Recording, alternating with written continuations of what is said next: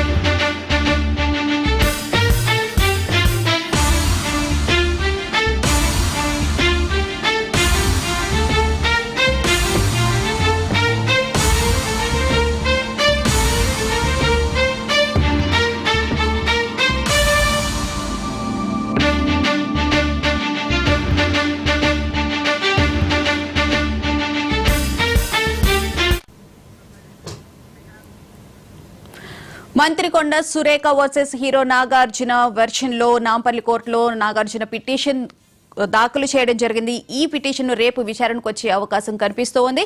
దీనికి సంబంధించిన పూర్తి వివరాలను మా క్రైమ్ ఇన్ఛార్జి మధు లైవ్ లో అందిస్తారు. మధు, చెప్పండి, రేపు నాగార్జున కోర్టుకు హాజరయ్యే అవకాశం కనిపిస్తోంది. సాక్షుల వాంగ్మూలాలను కూడా రేపే రికార్డ్ చేయాలని చెప్పి కూడా నాగార్జున తరపు లాయర్ కోరారు అని చెప్పని అంటున్నారు. పూర్తి వివరాలేంటి? నాగార్జున దాఖలు చేసినటువంటి క్రిమినల్ పిటిషన్ ఏదైతే ఉందో దానికి సంబంధించి నాగార్జున ఏం చెప్పబోతున్నారు, ఆ మొత్తం స్టేట్మెంట్ అంతటిని కూడా రేపు నాంపల్లి కోర్టు అయితే రికార్డు చేయబోతుంది. ఇప్పటికే ఈ కేసుకు సంబంధించి కూడా కొండా సురేఖ మాట్లాడినటువంటి మొత్తం వ్యవహారం ఏదైతే ఉందో ఈ మొత్తం వ్యవహారంలో ఒకటే చాలా క్లియర్గా కూడా తమ కుటుంబానికి తమ పరువుకు భంగం కలిగే విధంగా ఉంది అంటూ కూడా ఆయన ఇచ్చినటువంటి పిటిషన్, ఆయన దాఖలు చేసినటువంటి పిటిషన్ ఏదైతే ఉందో ఆ పిటిషన్ అయితే నాంపల్లి కోర్టు స్వీకరించింది. వన్స్ నాంపల్లి కోర్టు స్వీకరించిన తర్వాత శనివారం రోజే దీనిపైన వాదనలు జరుగుతాయి అనుకున్నారు. కానీ శనివారం కాకుండా ఈ రోజుకి సోమవారానికి వాయిదా పడినటువంటి నేపథ్యంలోనే ఈ వాయిదాకు సంబంధించి పూర్తిగా కూడా నాగార్జునకు సంబంధించినటువంటి స్టేట్మెంట్ని మేము రేపు రికార్డ్ చేస్తాము అని ధర్మాసనం చెప్పినటువంటి నేపథ్యంలోనే రేపు నాంపల్లి కోర్టుకు అయితే అక్కినేని నాగార్జున రాబోతున్నారు. అక్కడికి చేరుకున్న తర్వాత ఆయన ఏం జరిగింది, ఈ మొత్తం వ్యవహారంలో తమ పరువుకు భగ్నం కలిగే విధంగా చేసినటువంటి వ్యాఖ్యల వ్యవహారంలో ఈయనతో పాటు కొంతమంది సాక్షులు ఎవరైతే ఉన్నారో ఆ సాక్షుల వాంగ్మూలం అన్నింటిని కూడా రికార్డ్ చేస్తారు. వన్స్ రికార్డ్ చేసిన తర్వాత ధర్మాసనం దీనికి సంబంధించినటువంటి ప్రతివాదులకు కూడా నోటీసులు జారీ చేసే అవకాశం ఉంది. సో ఈ నేపథ్యంలోనే రేపు అత్యంత కీలకంగానే చెప్పవచ్చు. ఎందుకంటే నాంపల్లి కోర్టుకైతే అక్కినేని నాగార్జున రాబోతున్నారు. అక్కడికి వచ్చిన తర్వాత తనకు జరిగినటువంటి పరువుకు భగ్నం కలిగే విధంగా చేసినటువంటి వ్యాఖ్యలు ఏవైతే ఉన్నాయో ఆ వ్యాఖ్యలకు సంబంధించి తన వద్ద ఉన్నటువంటి ఎవిడెన్స్లు ఏవైతే ఉన్నాయో ఆ ఆధారాలన్నింటినీ కూడా తన స్టేట్మెంట్ రూపంలో ధర్మాసనం ముందు ఉంచబోతున్నారు. వన్స్ వాటిని రికార్డ్ చేస్తారు. వన్స్ రికార్డ్ చేసిన తర్వాత మళ్ళీ దీనిపైన పోలీసులకు ఆర్డర్ ఇవ్వడం జరుగుతుంది. వన్స్ పోలీసులు దీనికి సంబంధించి ఎంక్వైరీ చేయబోతున్నారు. ఆ విచారణలో వాళ్ళు పోలీసులు సేకరించేటటువంటి ఎవిడెన్స్లను కూడా మళ్ళీ ధర్మాసనానికి అంటే కోర్టుకు ఇచ్చే అవకాశం ఉంది. సో వీటన్నిటిని పరిశీలించిన తర్వాత కోర్టు ఎటువంటి నిర్ణయం తీసుకోబోతుంది అనేది మాత్రం చూడాలి. ఇప్పటికే సీనియర్ కౌన్సిల్ అయినటువంటి అశోక్ రెడ్డి మొత్తం పూర్తిగా కూడా నాగార్జున తరపున వాదనలు కూడా వినిపించబోతున్నారు. నాగార్జునకు సంబంధించినటువంటి పిటిషన్ ఏదైతే ఉందో దాన్ని ఈరోజు నాంపల్లి కోర్టులో బెంచ్ మీదకి వచ్చిన తర్వాత బెంచ్ మీద ఉన్నటువంటి ధర్మాసనము ఏంటి మీకు ఉన్నటువంటి పిటిషన్కి సంబంధించినటువంటి పూర్తి సమాచారం చెప్పండి అని అడిగినటువంటి నేపథ్యంలోనే ఈ విధమైనటువంటి వ్యాఖ్యలు తమ కుటుంబం మీద చేసినటువంటి నేపథ్యంలోనే దానికి సంబంధించి కావాల్సినటువంటి ఎవిడెన్స్లన్నీ కూడా ప్రొడ్యూస్ చేస్తాము, మా వర్షన్ ఏంటి అనే దాని మీద చెప్పదలుచుకున్నాము అని చెప్పిన నేపథ్యంలోనే రేపు దీనికి సంబంధించి అక్కినేని నాగార్జున వర్షన్ వినిపించాలంటూ కూడా ఆయనకు తరపున ఉన్నటువంటి వాదనలు ఏవైతున్నాయో అన్నిటి కూడా వినిపించాలనే విధంగా కోర్టు ఆదేశాలు ఇచ్చింది. సో రేపు అశోక్ రెడ్డి అంటే సీనియర్ కౌన్సిల్ అశోక్ రెడ్డి అదేవిధంగా అక్కినేని నాగార్జున ఇద్దరు కూడా నాంపల్లి కోర్టుకు వెళ్ళబోతున్నారు. అక్కడ మొత్తం ఇది ఏం జరిగిన దానికి సంబంధించి ఏమున్నాయి ఆధారాలు అనే దాన్ని అన్నింటినీ కూడా కోర్టుకైతే ఇవ్వబోతున్నారు. అయితే మధు, మరి ఈ ఇష్యూలో మంత్రి కొండా సురేఖ లీగల్ గా వెళ్లే అవకాశం ఏమైనా ఉందా?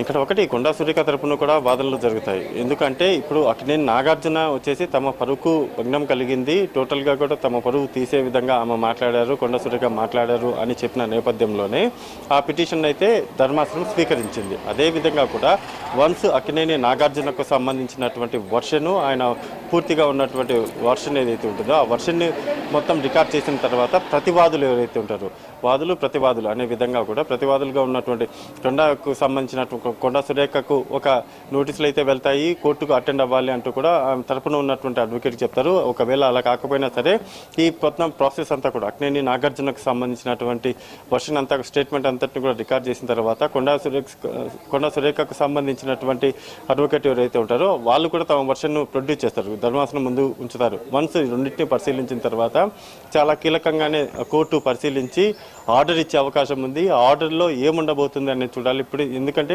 ఎప్పుడైతే ఎన్ కన్వెన్షన్ సెంటర్ కూల్చివేతలు మొదలుపెట్టారో అది కూల్చివేసిన తర్వాత ఖచ్చితంగా కూడా అక్కినేని ఫ్యామిలీకి సంబంధించి ఏదో ఒక వ్యవహారం అయితే తెర మీదకి వస్తూనే ఉంది. అందులో భాగంగానే ఇప్పుడు చూసుకుంటే మాత్రము రీసెంట్గా కూడా అక్కినేని ఫ్యామిలీకి సమంతకు మధ్య ఉన్నటువంటి వివాదంలో కొండా సురేఖ వచ్చేసి ఒకసారిగా బాంబు పేల్చారు. ఆమె చెప్పినటువంటి వ్యాఖ్యలు ఏవైతే ఉన్నాయో ఆ వ్యాఖ్యలతో ఒకసారిగా అందరూ కూడా ఆమెకు వ్యతిరేకంగా కొంతమంది మాట్లాడారు, ఆమెకు సపోర్ట్గా కొంతమంది న్యూట్రల్గా మాట్లాడారు.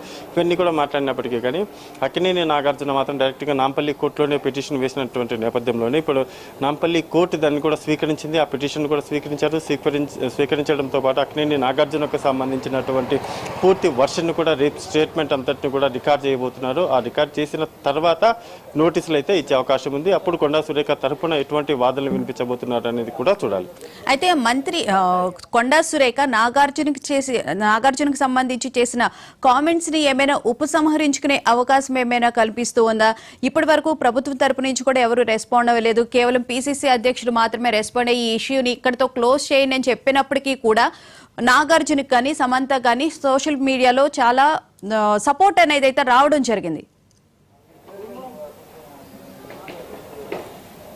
కొండా సురేఖ ఇప్పుడైతే మొత్తం వ్యవహారానికి సంబంధించినటువంటి వ్యాఖ్యలు ఆమె టోటల్గా అఫీషియల్గానే ఆమె కూడా చాలా క్లియర్గా కూడా చెప్పారు. తను చేసినటువంటి వ్యాఖ్యలు ఏవైతే ఉన్నాయో ఆ వ్యాఖ్యల వల్ల మీరు ఇబ్బందికరంగా ఫీల్ అయ్యి ఉంటే మాత్రము సమంత నేను ఆ వ్యాఖ్యలన్నింటినీ కూడా వెనక్కి తీసుకుంటాను అంటూ కూడా ఆమె కూడా గతంలో పోస్ట్ చేశారు. ఆ పోస్ట్ అయిపోయినా సరే ఆమె సమంతకు మాత్రమే చెప్పారు. ఇక్కడ ఒకటి టెక్నికల్గా మనం చూసుకుంటే మాత్రము కొండా సురేఖ ఇచ్చినటువంటి రిప్లై, తను చేసినటువంటి వ్యాఖ్యలు ఏవైతే ఉన్నాయో ఆ వ్యాఖ్యలన్నీ కూడా సమంత విషయంలో సమంతకు మాత్రమే చెప్పారు. కానీ ఇక్కడ అక్కినేని నాగార్జున కుటుంబానికి ఎక్కడా చెప్పలేదు. కానీ మాట్లాడేటప్పుడు మాత్రము అక్కినేని ఫ్యామిలీని తీసుకొని వచ్చారు. మా మధ్యలో సమంత విషయం కాబట్టి వాళ్ళిద్దరికి సంబంధించి సమంతకు ఒక్కరికి మాత్రమే ఆమె వ్యాఖ్యలు ఎన్నికి తీసుకుంటున్నా అని చెప్పారు. కానీ అక్కినేని ఫ్యామిలీకి సంబంధించి ఎక్కడ కూడా వ్యాఖ్యలు తీసుకుంటున్నాను అని వాళ్ళకు ట్యాగ్ చేస్తూ కూడా, అంటే అక్కినేని నాగార్జునకు ట్యాగ్ చేస్తూ కూడా నేను మీ విషయంలో, అంటే మీ కుటుంబానికి సంబంధించినటువంటి విషయంలో నేను చేసినటువంటి వ్యాఖ్యలు ఏవైతే ఉన్నాయో వాటిని నేను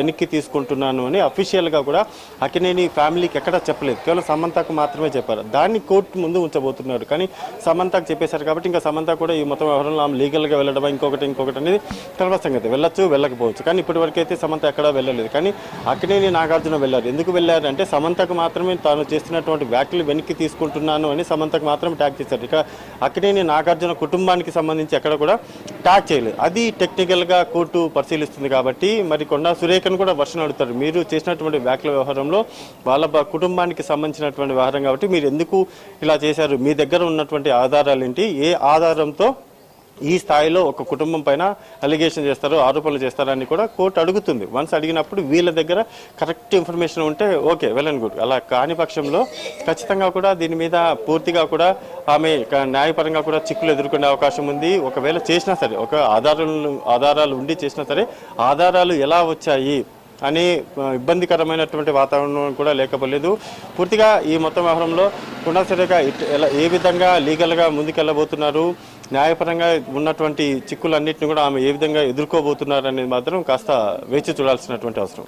అయితే ఈ ఇష్యూకి సంబంధించి డ్యామేజ్ను కంట్రోల్ చేయడానికి కాంగ్రెస్ అధిష్టానం కానీ ఎలాంటి చర్యలు తీసుకునే అవకాశం కనిపిస్తోంది? ఇక్కడ పూర్తిగా కూడా అంటే కాంగ్రెస్ పార్టీకి సంబంధించినటువంటి ఓ వ్యవహారంతో పాటు ఇక్కడ సినిమా ఇండస్ట్రీకి సంబంధించి ఎప్పుడైతే కొండా సురేఖ ఈ వ్యాఖ్యలు చేసిందో, వ్యాఖ్యలు చేసిన తర్వాత ఆమె వైపు ఉన్నటువంటి వెయిట్, అదేవిధంగా ఆమె చేసినటువంటి నాగార్జున కుటుంబం వైపు ఉన్నటువంటి వెయిట్ ఒకసారి పరిశీలిస్తే నాగార్జున కుటుంబం వైపే అందరూ కూడా ఆల్మోస్ట్ అందరూ కూడా వీళ్ళ వైపే సపోర్ట్ చేశారు. ఎందుకంటే వాళ్ళ వ్యక్తిగత వ్యవహారము, వాళ్ళ వ్యక్తిగత కుటుంబానికి సంబంధించినటువంటి విషయంలో ఈమె ఏ విధంగా మీడియా ముందుకు వచ్చేసి మీడియా సాక్షిగా ఈ విధంగా కామెంట్లు చేస్తుంది, అది కరెక్ట్ కాదు కదా అంటూ కూడా తీవ్ర స్వరంతోనే చాలా మంది కూడా సోషల్ మీడియా సాక్షిగా కూడా కామెంట్ చేశారు, పోస్టులు పెట్టారు, అనేక చర్చల్లో కూడా చెప్పారు. కానీ కొంతమంది న్యూట్రల్గా ఉన్నప్పటికీ కానీ కొండా సురేఖ విషయంలో మాత్రము కాస్త అధిష్టానం కూడా ఒక ఆలోచన ఏదైనా చేస్తుందా, ఆమె చేసినటువంటి వ్యాఖ్యల మీద ఎటువంటి యాక్షన్ తీసుకోవాలి, అసలు యాక్షన్ తీసుకోవాలా లేదా, ఒకవేళ దాంట్లో నిజమేముంది, నిజం ఉన్నా సరే ఒక మహిళ విషయంలో ఈ విధంగా చేయడం, ఒక కుటుంబానికి సంబంధించినటువంటి వ్యవహారంలో ఈమె బహిరంగంగా చేయడం ఏంటి, ఒకవేళ కొండా సురేఖ చేసినటువంటి ఆ వ్యాఖ్యలు ఏవైతే ఉన్నాయో ఆ వ్యాఖ్యలు చేయడానికి అసలు కారణం ఏంటి అంటే కొండా సురేఖను టార్గెట్గా చేసుకుని సోషల్ మీడియా ఏదైతే ఉందో సోషల్ మీడియాలో కూడా అనేక రచ్చ జరిగింది. ఆమెను కూడా ట్రోల్ చేశారు, ఆమె వ్యవహారంలో కూడా అనేక కామెంట్లు కూడా చేస్తూ కూడా ఒక వల్గర్గా చూపించేటటువంటి ప్రయత్నం చేశారు. మరి కొండా సురేఖ వైపు కూడా ఒక పరంగా న్యాయం ఉంది, ఆమె వైపు కూడా ఉండాల్సినటువంటి వాళ్ళు కూడా జనాలు అయితే ఉన్నారు. ఎందుకంటే ఆమెనే టార్గెట్గా చేసుకొని, కేవలం ఆమె ఒక్కరినే టార్గెట్గా చేసుకొని సోషల్ మీడియాలో కాస్త వల్గర్ మాటల్లో చెప్పలేని విధంగా కూడా ఆమె పైన ట్రోల్స్ అయితే చేశారు. మరి ఆమెకు కూడా కోపం వస్తుంది, ఒక మహిళ ఆమె వైపు కూడా న్యాయం కావాలని ఆమె కూడా అడుగుతుంది. సో ఆ కోపాన్ని తీసుకుని వచ్చేసి ఇక్కడ ఈ వ్యవహారం చూపించారా అనేది కూడా చూడాల్సినటువంటి విషయం. సో ఓవరాల్ గా చూసుకుంటే మాత్రము కొండా సురేఖకు, సమంతకు, అదేవిధంగా మొత్తం జరిగినటువంటి వ్యవహారంలో ఆమె సమంతకైతే క్షమాపణ చెప్పారు, పదాలు ఏవైతే ఉన్నాయో నేను చేసినటువంటి వ్యాఖ్యలన్నింటినీ కూడా రిటర్న్ తీసుకుంటున్నానైతే ఆమె చెప్పేశారు కొండా సురేఖ విషయంలో. కానీ నాగార్జున విషయంలో నాగార్జున కుటుంబం మీద చేసినటువంటి వ్యాఖ్యలు మాత్రం ఇంకా స్టిల్ అలాగానే ఉన్నాయని చెప్పవచ్చు. దానిపైన రేపు అక్కినేని నాగార్జున నాంపల్లి కోర్టులో తన వర్షన్ స్టేట్మెంట్ ఇచ్చేస్తారు. ఇచ్చిన తర్వాత కొండా సురేఖ ఎందుకు ఆ వ్యాఖ్యలు చేయాల్సిందనేటటువంటి స్టేట్మెంట్ కూడా రికార్డ్ అవుతుంది. వన్స్ ఆ రెండు రికార్డ్ అయిన తర్వాత ధర్మాసనం ఎటువంటి ఆర్డర్ ఇవ్వబోతుంది అనేది మాత్రం చూడాలి.